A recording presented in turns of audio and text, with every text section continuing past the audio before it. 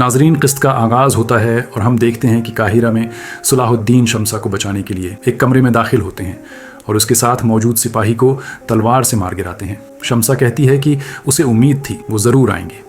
सलाहुद्दीन के पूछने पर शमसा बताती है कि वो ठीक है, मगर लैला को क्या दिखाएगी। सलाहुद्दीन उसे खलील के साथ महफूज जगह भेजकर खुद अपने साथियों के पास चलने जाते हैं। सलाहुद्दीन को आता देखकर जातलियून अपने साथियों समेत वहां से भाग निकलता है। सलाहुद्दीन बेलन से कहते हैं कि अब उसने जान लिया है कि युमारले ने जातलियून को उसे बचाने के लिए नहीं बल्कि मारने के लिए भेजा था।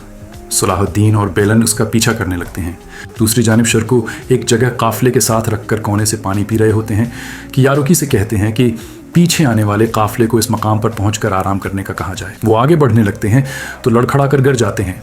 देखते ही देखते सारे घोड़े और सिपाही भी उल्टियां करते हुए गिरते जाते हैं। यारुकी को भी आती है और वो बेमुश्किल बहादुर से कह पाता है कि पीछे आने वाले काफिले को खबरदार कर दिया जाए कि उस कोने के पानी में जहर है। उसके बाद हम देखते हैं कि उमारले एक बहुत बड़ी फौज के साथ मिस्र की जानिब जा रहा होता है कि विलियम्स इसके करीब आकर पूछता है कि उसने लॉर्ड गाय को कुछ ज़्यादा जिम्मेदारी सौंपी है। उमारले कहता है कि वो लालची ज़रूर है मगर बहादुर कमांडर है और जंग में शक की गुंजाइश नहीं होती। उसके बाद विलियम्स उसे खबर देता है कि उसके हुक्म के मुताबिक शाम से रवाना की गई नूरुद्दीन की फौज काहिरा को देखे बगैर फना होने वाली है। दूसरी जानिब शेरको और यारुकी की ये हालत देखकर बहादुर एक मशरूब ले आता है और यारुकी और शेरको को पिलाने लगता है। सब सिपाहियों को भी वो मशरूब पिलाया जाता है ताकि की करने में आसानी हो, लेकिन उनकी हालत बिगड़ती जाती है। इधर कार्तिगन एक कौवे से पानी पी रहा होता है कि अलबैस एक बार फिर उससे पूछता है कि उनकी मंजिल मिस्र है या हल्ब। कार्तिगन के जहन में सुल्तान की आवाज़ घिनसती है कि अगर इन दो जगहों के अलावा वो कहीं जाता है तो सज़ा का मुस्तहक होगा। कार्तिगन हल्ब का नाम लेकर घोड़े का रख मोड़ने लगता है, लेकिन घोड़ा मिस्र की जानिब मोड़ने लगता है। कार्तिगन की बहुत कोशिश के बाद भी वो नहीं मरता तो अलबेस जानवर के साथ ज़बरदस्ती करने से मना करता है। ये देखकर कार्तिगन कुछ आगे बढ़ता है और वहाँ उसी बुजुर्ग शख्स को पाता है। वो इससे कहता है कि तकदीर के खिलाफ काम न करे और मुसीबत के रास्ते को दवा से ख़त्म करे और गायब हो जाता है। दूसरी जानिब जातलियून का पीछा करते हुए सलाहुद्दीन और बालन अपने घोड़े रोक देते हैं क्योंकि वो अपने सामने न ख़त्म होने वाली सलेबियों की एक फ़ौज देखते हैं। जातलियून भी उनके साथ शामिल हो जाता है।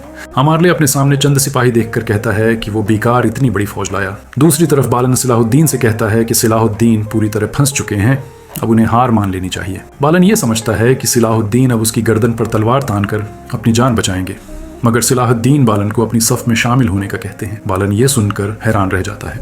वो सलाहुद्दीन को अपनी जान बचाने की तरगीब देता है, मगर सलाहुद्दीन इससे कहते हैं कि ये शहादत का वक्त है और खुदा से गैबी फौज के लिए दुआ करते हैं। बालन को जिंदा वापस आते देखकर जातलियून और लॉर्ड गाय को बहुत गुस्सा आता है। सलाहुद्दीन आगे बढ़ते हैं और अपने साथियों की हमद बढ़ाने के बाद खुदा से साबित कदमी की दुआ करते हैं। बालन ये देखकर बहुत फिक्रमंद होने लगता है, जबकि सलाहुद्दीन और उनके साथियों के चेहरे पर कोई खौफ नहीं होता।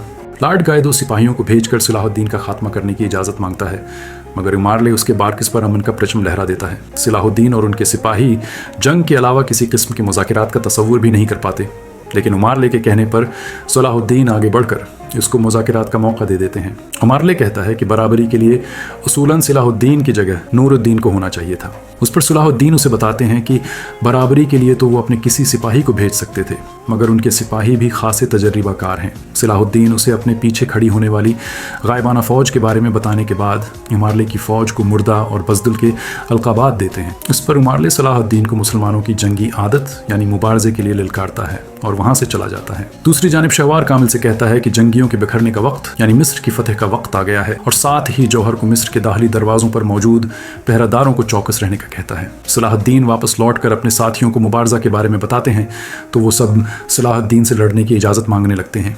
सलाहुद्दीन की जानिब से इदरीस और इब्राहिम काफरों को छुलनी कर देते हैं। उसके बाद सलीबियों के दो और बेहतरीन सिपाही मैदान में आते हैं और उनके मुकाबिल इत्सीज़ और अरफा पूरे जोश से मैदान में आते दिखाई देते हैं।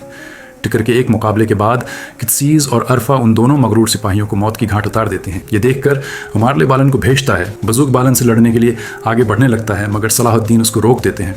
सलाहुद्दीन खुद उसके मुकाबले जाते हैं तो बालन उनसे पूछता है कि ऐसा कब तक रहेगा। सलाहुद्दीन उसे कहते हैं कि जब तक वो एक सफ़ में शामिल नहीं हो जाते तब तक ये जंग जारी रहेगी। इधर नूरुद्दीन जंग के लिए तैयार खड़े होते हैं कि मौदूद उन्हें फ़ौज की तैयारी का बताता है। उमर मिला से दुआ की दरख्वास्त के बाद नूरुद्दीन रवाना हो जाते हैं। दूसरी जानिब सलाहुद्दीन और बालन अपनी तलवारें निकालते हैं कि उन्हें एक ज़ोरदार आवाज़ सुनाई देती है। पीछे मुड़कर देखने पर वो पहाड़ से आते हुए एक बहुत बड़े मुसलमानों के लश्कर को देखते हैं। ये देखकर सलाहुद्दीन के साथ ही खुशी से खुलखुला उठते हैं, जबकि सलीबी सफ़ें डगमगाने लगती हैं। हमादिल गुस्से से विलीम से पूछता है कि उसने मुसलमानों की फ़ौज के खात्मे की इत्तला दी थी, तो वो सब क्या है। दोनों फ़ौजें आपस में टकरा जाती हैं। सारी फ़ज़ा तकबीर के नारों से गूंजने लगती है। आप सीज़न के इस दिलचस्प मोड़ पर क्या कहना चाहेंगे? सलाहुद्दीन अय्यूबी की मुकम्मल इक़्साद देखने के लिए चैनल को लाइक और सब्सक्राइब करना मत भूलें। मिलते हैं अगली एक नई शानदार वीडियो के साथ, तब तक के लिए अल्लाह निगहबान।